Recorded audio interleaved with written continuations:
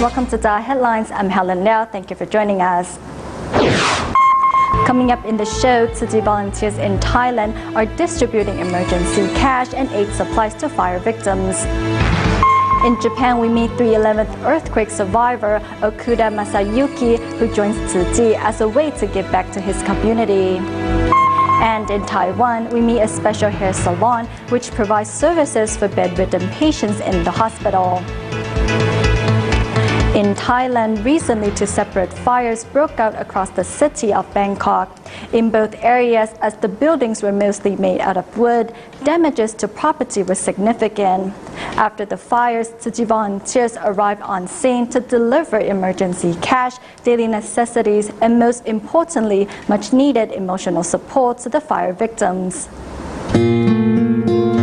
In the district of Prisiri in Bangkok, a fire broke out in one of the many narrow alleys that run through the area. Before it was put out, the fire burned down 7 buildings, affecting 14 households. For Achara, who just bought a house here last year, it was quite a blow. I didn't think the fire would get so big or that it would burn down my house. Thanks to your contributions, at least we have something. Bringing aid supplies and hope, Tzu Chi volunteers visit the disaster area to hand out supplies to those that had just lost everything.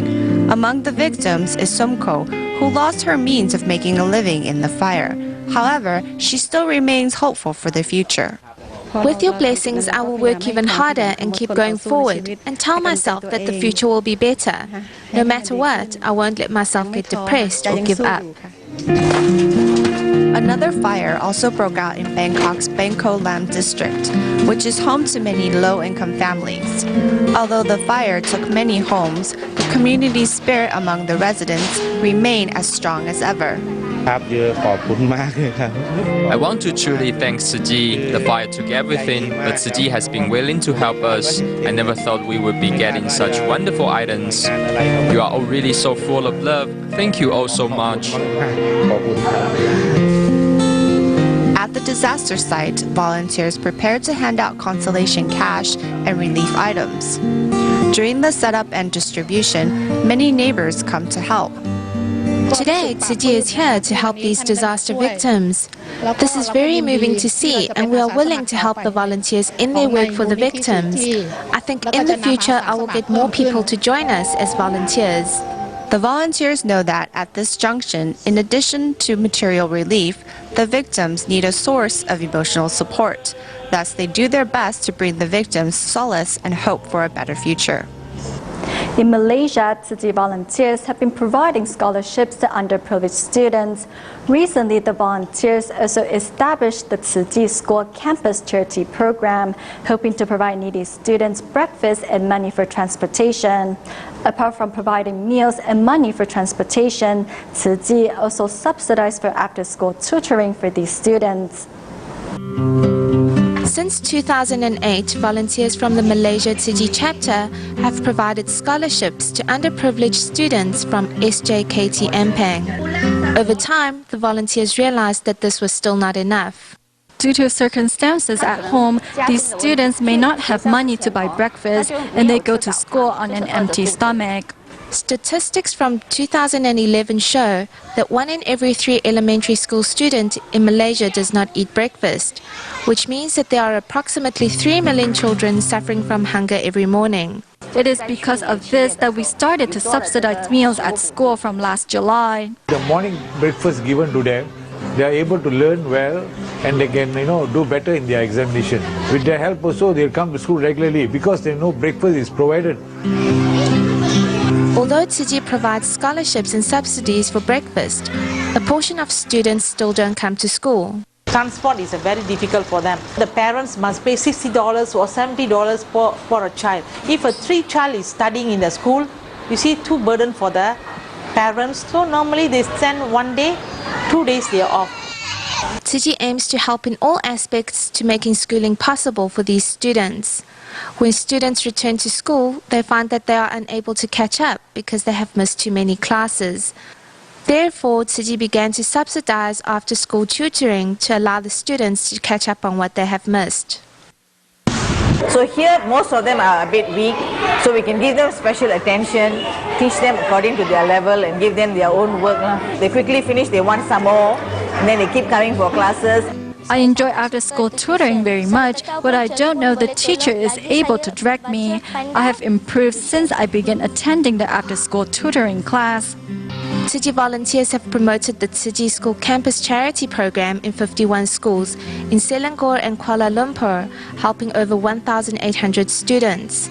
Tzu Chi has enabled these students to lay a foundation for their education, allowing them to continue their studies with peace of mind. In the United States, Tzu Chi volunteers and Tzu Chings from Atlanta arrived in Woodstock to visit the Turnaround Ministries, a non-profit organization that takes in children who have been abandoned or neglected. Knowing that the orphanage runs on donation, the volunteers arrived with vegetarian meals and spent time with each child, hoping to bring warmth into their hearts. In the name of our Lord Jesus Christ, amen. Under the guidance of Cheryl Anderson, who is the director of the Turnaround Ministries, everyone says their prayers. Right after, the children eagerly ask the volunteers to put food into their bowls.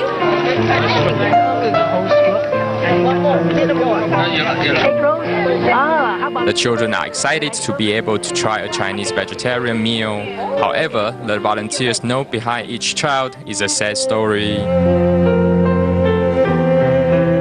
The youngest child in the Turnaround Ministries is only a baby, and the children here are all from different ethnicities.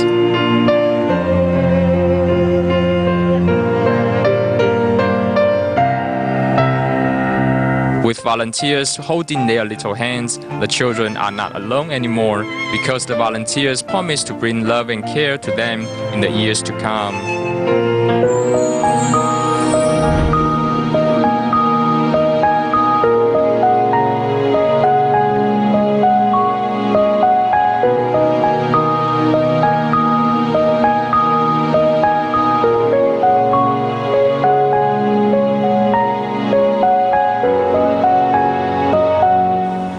After the 3/11 earthquake devastated Japan last year, many victims were inspired to join volunteer organizations such as Tzu Chi as a way to give back to their communities. Among them is Okuda Masayuki, who survived the disaster by hiding in his neighbor's house. After he received help from Tzu Chi, he decided it was time to start giving back and join Tzu Chi. Here's more.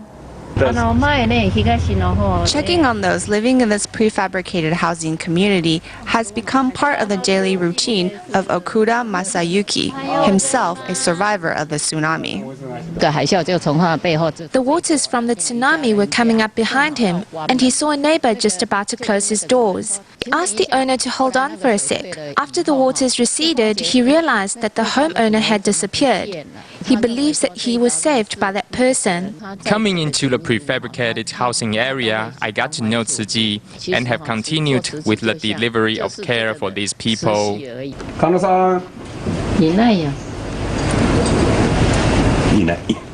Sometimes the owners are not at home or they refuse to speak with the volunteers. But for Okuda Masayuki, who himself received help as a disaster victim, he is determined to help as many people as possible.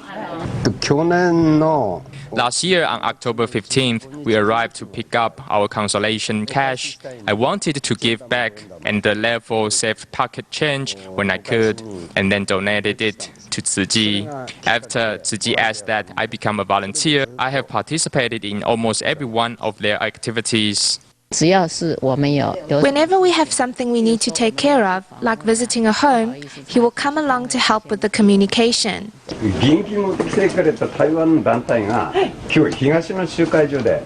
Whenever Tzu Chi holds an event in the northeast of Japan, one will see Okuda Masayuki quietly helping out in the background. In Higashi Matsushima, he acts as a vital liaison and interpreter between Tzu Chi and the local community. But for Masayuki, it's no big deal, as he feels it's his responsibility. I've received help from so many people, so helping others and giving back is just the obvious thing to do. I've participated in many groups and I've learned a lot in doing so. The venue of last year's blessing ceremony for Northeast Japan and the tea gatherings of the past year were all made available thanks in part to Okuda Masayuki's help. He says that wherever Tzu Chi is to be found, he will be there bringing unselfish love to everyone he meets. Moving to Malaysia, volunteer Zhang Wei-hong has started to make handiwork for children after joining as a DaAi mother.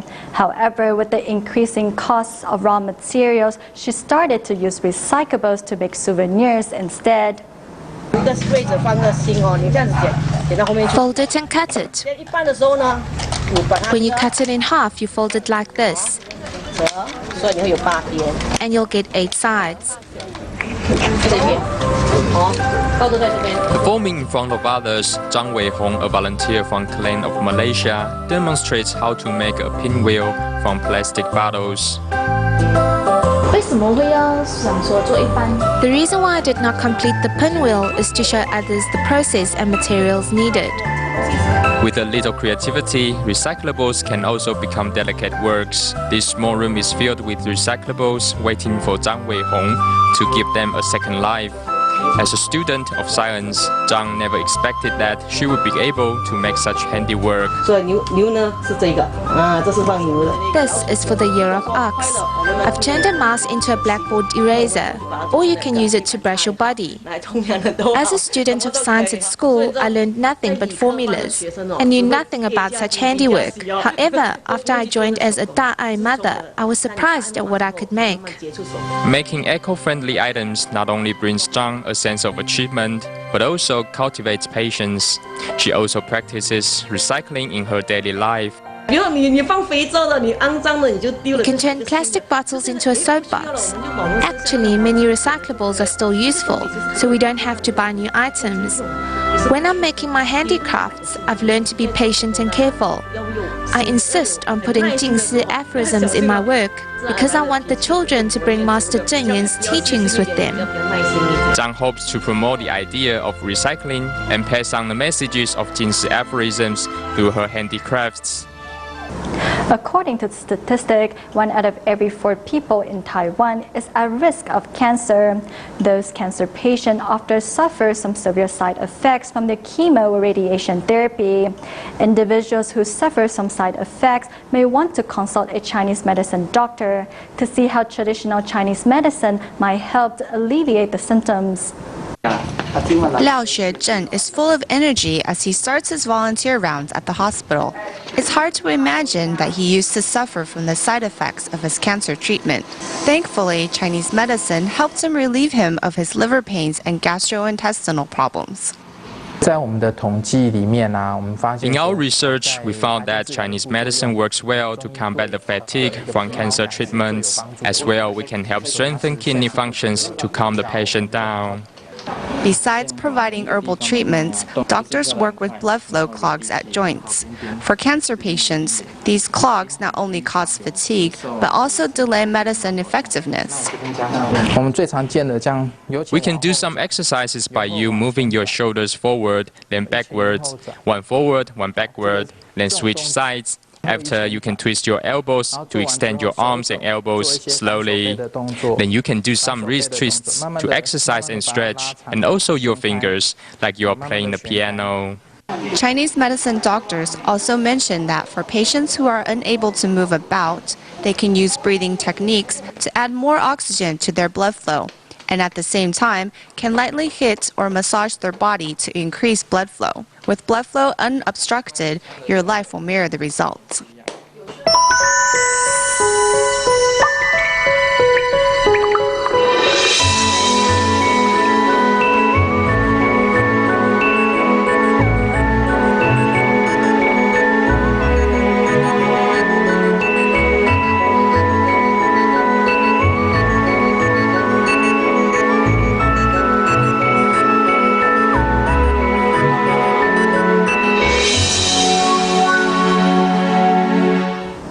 Hair washing may be easy for most of us. However, for bedridden patients in the hospital, it is a challenge for both the patient and their family.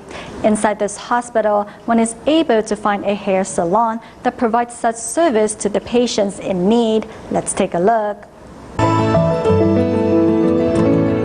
Wearing a uniform and pulling her trolley along the corridor, hairdresser Zhao Xiaolian is ready to begin her work.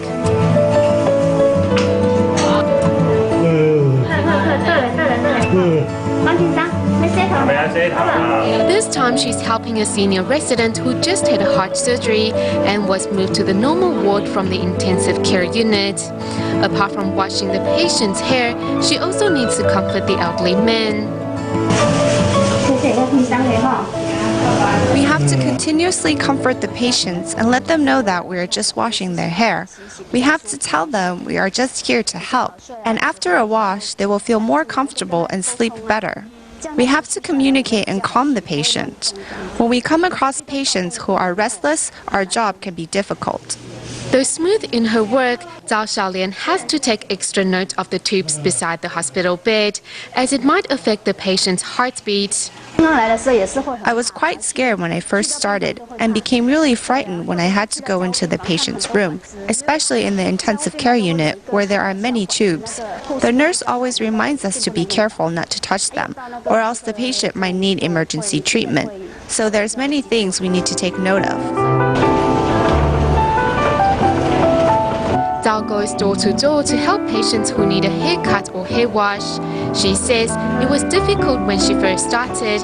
However, as time passed by, the hairdresser realized what it takes to do her job well and slowly gained confidence. 2个水桶，还有个洗头的板子、洗发精、乳液，对啊，还有手套这些。 The mobile trolley is equipped with all the tools needed to do her job, because whenever a call comes in, these hospital hairdressers must be on standby to serve any patients. We have to be quick in everything we do and cooperate however we can. Jia Xiaoyun is the owner of the hospital's hair salon, and when asked why they need to be quick at their work, she explains that they sometimes even have to help surgical doctors trim patients' hair in extreme circumstances. At that time, we are not afraid of seeing blood. It's more about saving lives. It doesn't matter whether it is a child who fell from the 3rd floor and had his head cracked open. We still try to trim the hair despite the heavy bleeding.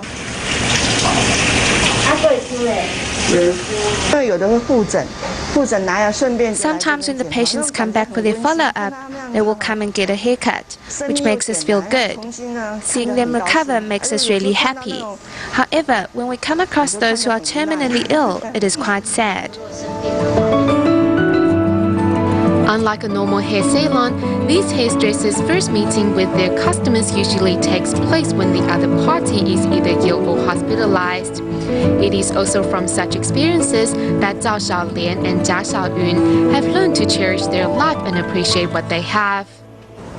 In Taiwan, Hualien's Donghua University is working with Asia Pacific Fuel Cells Technologies to design new hydrogen-powered vehicles that use the hydrogen generated during the paper-making process at Zhonghua's Pulp Corporation. Thanks to the cooperation between academic institutions and private sectors, hydrogen is now being turned into a renewable energy source. These small vehicles are all hydrogen-powered. The vehicles are equipped with a special alloy, which is strongly attractive to hydrogen at a low-pressure environment. Therefore, there are no concerns about its explosive tendencies. Hydrogen-powered vehicles are safe and produce only water. This energy is not only emission-free, but also sustainable. Donghua University has been recycling the hydrogen produced by Zhonghua Pulp Corporation during the making of paper and turning it into renewable energy. We normally emit 450 tons of hydrogen a year. If we use the hydrogen to power vehicles, it can generate $6.9 million worth of production value. When we transfer the 450 tons of hydrogen into energy for vehicles, it is the equivalent to 7.5 million liters of gasoline. that can power 50,000 scooters for a year, reducing 10,000 tons of CO emissions. Hydrogen should be a complement to other renewable energy, such as solar or wind power. When solar or wind power is not used, the electricity they generate can be used to electrolyze water to make hydrogen, which can be used as a backup. With the features of low noise and high efficiency, hydrogen cells are gradually being introduced in Japan and the US, with some areas even being developed into hydrogen cities. Currently, these projects rely on governmental complementary policies that introduce hydrogen power to develop a low-carbon environment. Staying in Taiwan, one of the winners of this year's 10 Outstanding Young Persons Award was Zhuo Junzhong, who is a prosecutor at the Taichung District Prosecutor's Office. Zhuo came from a poor single-parent family. However, it did not stop him from eventually becoming a prosecutor. Zhuo says it is his goal to continue working for a society free of drugs. Here's more.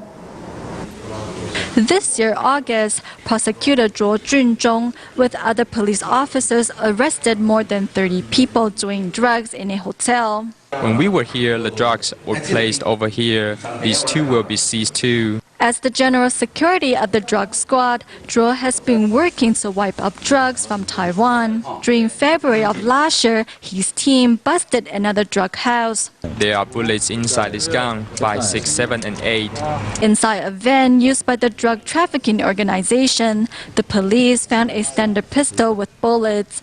To stop illegal activities from happening, Zhuo Junzhong is at the forefront with the planning. His plans are supported by everyone in the police force and the prosecutor's office. Other than promoting a zero tolerance for drugs and illegal weaponry, Zhuo also assists the prosecutor's office in establishing plans to prevent the spread of drugs in schools. Arriving at the court in his judicial robe, Zhuo is an honest and fair prosecutor. Taking off his robe, he's also an anti-drug ambassador. Zhuo Junzhong and other police officers held a public auction. The items on sale were about 400 electronic items formerly seized by law enforcement officers.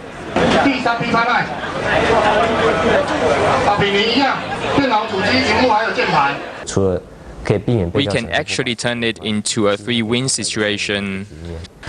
Zhuo also works to secure the rights of victims. For the past 9 years, as a prosecutor, Zhuo has been working very hard to incorporate more humanity into Taiwan's laws. I hope we can educate the public and change Taiwan for the better. Zhuo Junzhong comes from a single-parent family, and his mother worked very hard to raise him and his 5 brothers and sisters. To become a prosecutor, along the way I received help from many people. Since I was supported by many people and God, I think I need to work extra hard as a way to give back to the society. As one of the winners of this year's 10 Outstanding Young Person, Zhuo says the honor belongs to the prosecutor's office as a whole. He also says he will continue striving for a society with drug-free schools. At the end of the show, we go to Australia, where Tzu Chi volunteers join local environmental protection staff in weaving unwanted gladiolas, since the flower has started to threaten the ecological balance in the area. To contribute her share in cleaning up the environment, the event is also joined by Tzu Chi volunteer Chen Shuzhen, who suffers from hay fever. We'll leave you with these images. Thank you for watching DaAi Headlines. Goodbye.